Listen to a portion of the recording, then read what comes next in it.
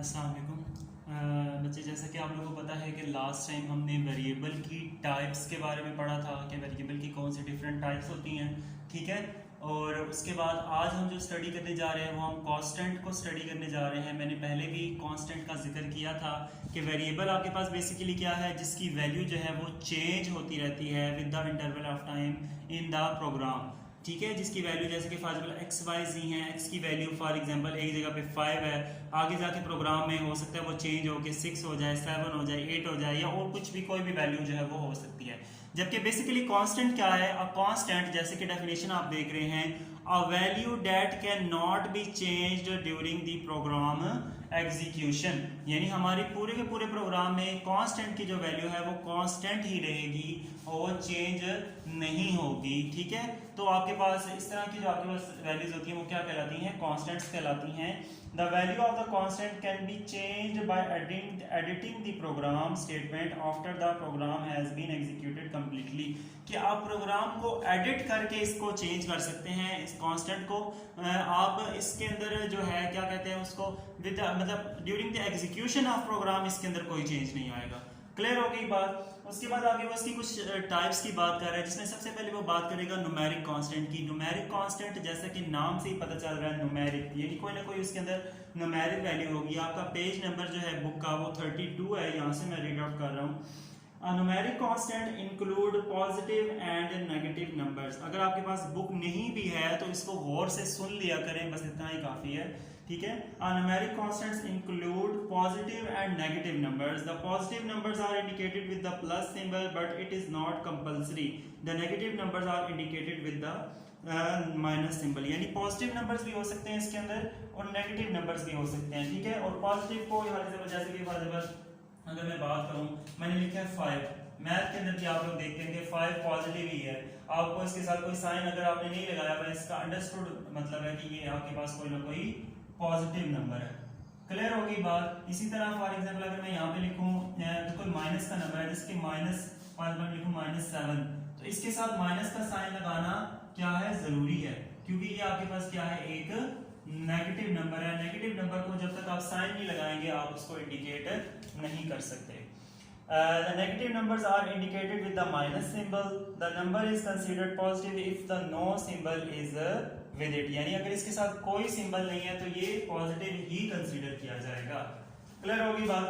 अच्छा जी, उसके बाद आपके पास न्यूमेरिक कांस्टेंट्स की दो से तीन इसको में हिस्सों में इसको इसने डिवाइड किया हुआ है। सबसे पहले आपके पास वो यहाँ पे कह रहा है, इसके किसकी बात कर रहा है जी? इंटीजर कांस्टेंट की।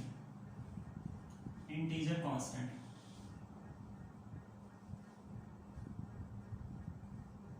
इंटीजर कांस्टेंट में वो क्या कह रहा है? The integer constants represent the value that are counted and have no fractional part such as 83 -21 plus 51। अब इसका क्या मतलब है?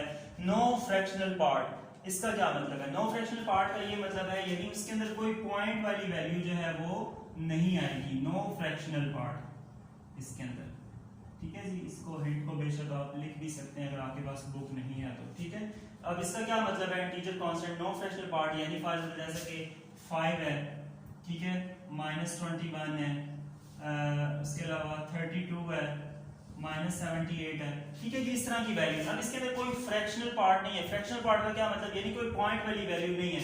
5 एक कंप्लीट वैल्यू है। इस तरह नहीं है कि for example point something else. ठीक है, इस तरह नहीं है। सिर्फ आपके पास यानी कोई पॉइंट जब मौजूद नहीं होगा वो आपके पास क्या कहलाएगा? इंटीजर कांस्टेंट आपका कहलाएगा। क्लियर होगी बात? अच्छा जी, उसके बाद हम बात करेंगे जी सिंगल प्रिसिशन कांस्टेंट और डबल प्रिसिशन कांस्टेंट। नीचे जगह नहीं थी तो मैंने जस्ट ऊपर से इरेज करके वहीं पे जो है वो इसको लिख दिया है। ठीक है, सिंगल प्रिसिशन कांस्टेंट में वो क्या कह रहा है? बुक का पेज नंबर 32।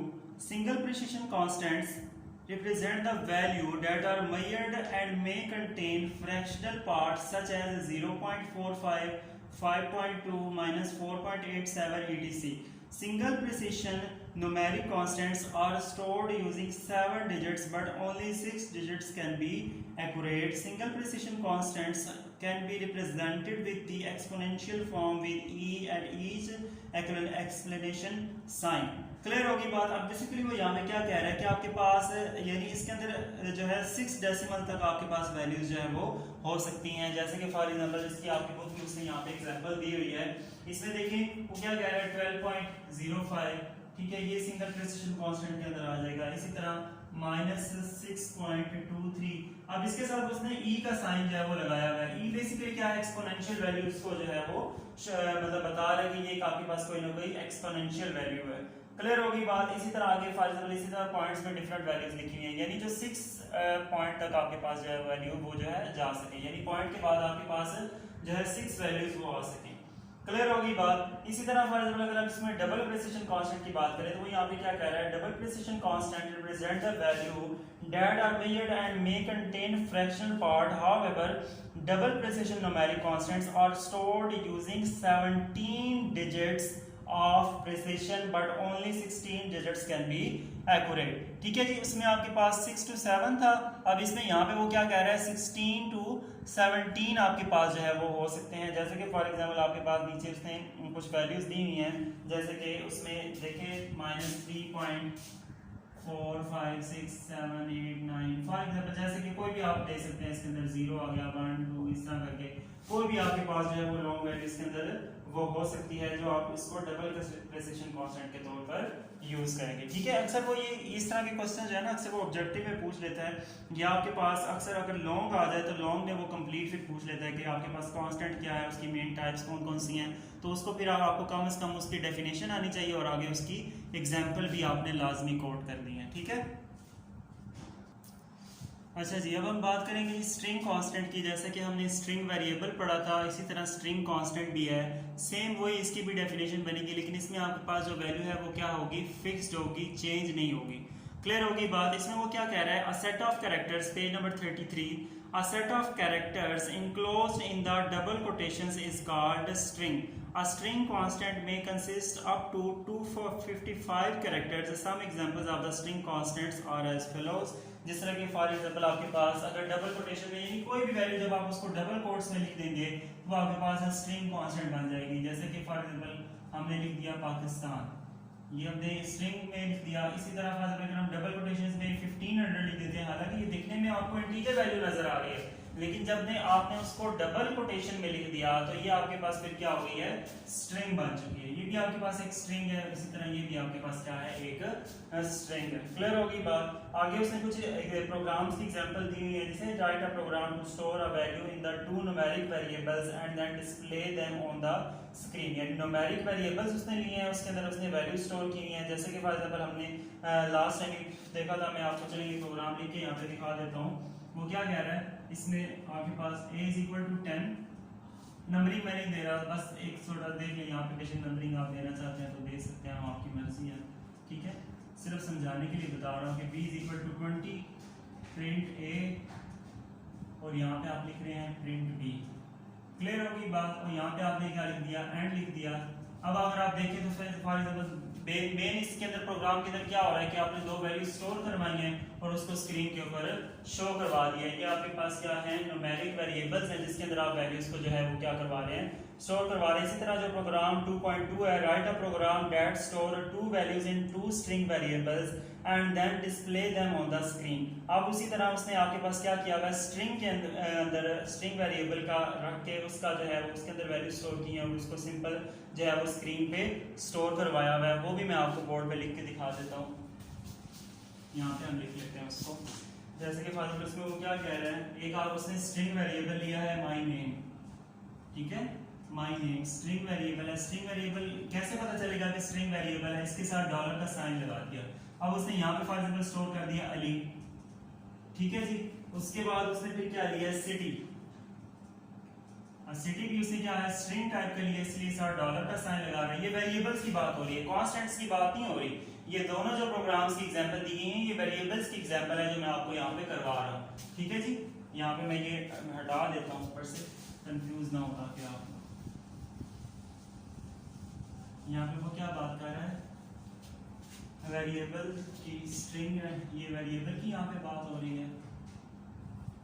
यहाँ पे उसने ये जो है इसकी क्या कहते हैं, न्यूमेरिक की वेरिएबल की बात की है यहाँ पे। और यहाँ पे जो है वो किसकी बात कर रहा है, उसकी स्ट्रिंग वेरिएबल की बात कर रहा है। क्लियर होगी बात? आगे आप लोग कंफ्यूज ना हो, इसको नोट भी करें आप लोग, तो आप लोग को पता हो कि स्ट्रिंग कौन सी है और न्यूमेरिक। अब बेसिकली यहाँ पे आप उसने स्ट्रिंग वेरिएबल लिया, नाम उसका रखा अली, एक और स्ट्रिंग वेरिएबल लिया सिटी और उसका नाम क्या रखा, फॉर एग्जांपल उसका नाम हमने लिख दिया, चलिए मैं यहाँ पे फॉर एग्जांपल खुशाब लिख देता हूँ। क्लियर होगी बात?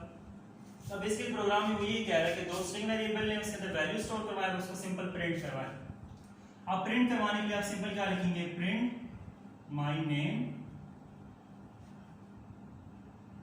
और साथ ही फिर आप इसके लिख सकते हैं सिटी, यानी एक साथ ही आप लिख सकते हैं कि इन दोनों को प्रिंट कर दो। ये दोनों जो वैल्यूज ऊपर स्टोर होगी ये यहाँ पर क्या हो जाएंगी, आपकी आउटपुट जब आप इस प्रोग्राम को चलाएंगे तो ये आपके पास क्या हो जाएगी, प्रिंट होके ये दोनों नेम्स वहाँ पे आ जाएंगे। ठीक है, अगर आप नंबरिंग देना चाहते हैं इसको शुरू में तो वो भी दे सकते हैं।